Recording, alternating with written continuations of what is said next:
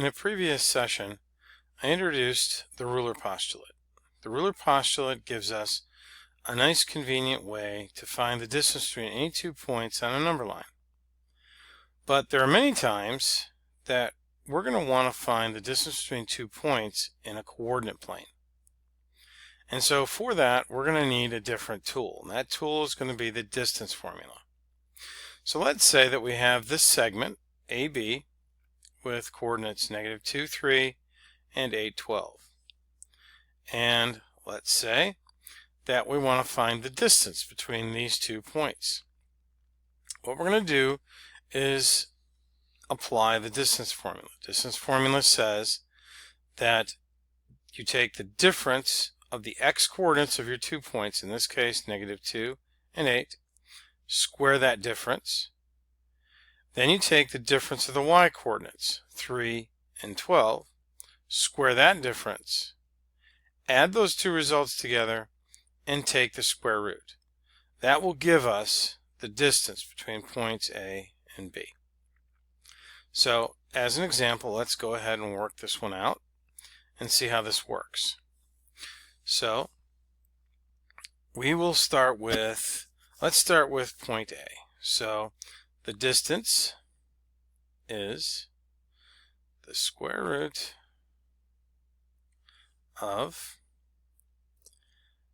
x2. Let's call this x2, -2, minus, let's call this x1, 8, squared. So we square those two. Then we add the difference of our y coordinates squared. So, since we started out with -2, we go back to point A and use its y coordinate. 3 minus 12. And we go ahead and square that. So, -2 minus 8 is -10. Squared plus 3 minus 12 is -9 squared, and make sure you don't forget to carry through the radical. One of the biggest mistakes folks make is forgetting to rewrite the radical in their future steps. So -10 times -10, which is what -10 squared is simply 100, plus 9 squared is 81. Take the square root of that. That gives us the square root of 181, which is approximately equal to 13.45.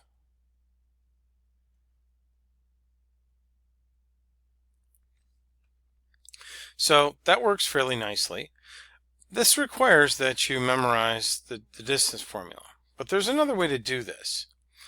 You may remember back from your regular algebra days that we talked about the Pythagorean theorem.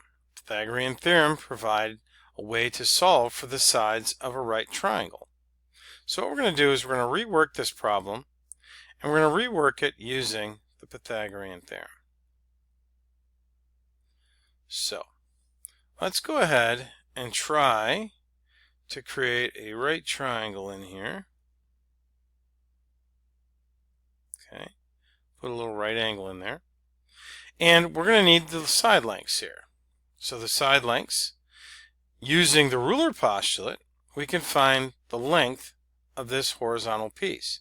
So all we have to do is take the difference of these two x coordinates. So we take -2 minus 8, and using the ruler postulate, that difference is the absolute value of -2 minus 8, which is 10. -2 minus 8 is -10, absolute value is 10. Do the same thing with the y coordinates. We have 3 and 12. So the absolute value of 3 minus 12 gives us the absolute value of -9, which is 9. So this piece is 9, this piece is 10, and we'll call this one D. Now, according to the Pythagorean theorem, we know that the sum of the squares of the legs of a right triangle equals the square of the hypotenuse. So, D squared, 100 squared plus 9 squared equals D, equals D squared. That's a really lousy D. Let's do that again. Equals D squared. Okay. Now, in order to solve for D, we're going to have to take the square root of this side, and then we take the square root of that side. Now, if you remember, in the last time we just did this, we had the square root of 100 plus 81, which gave us the square root of 181. So as you can see, we got the exact same result using the Pythagorean theorem. Now, there is an even shorter way.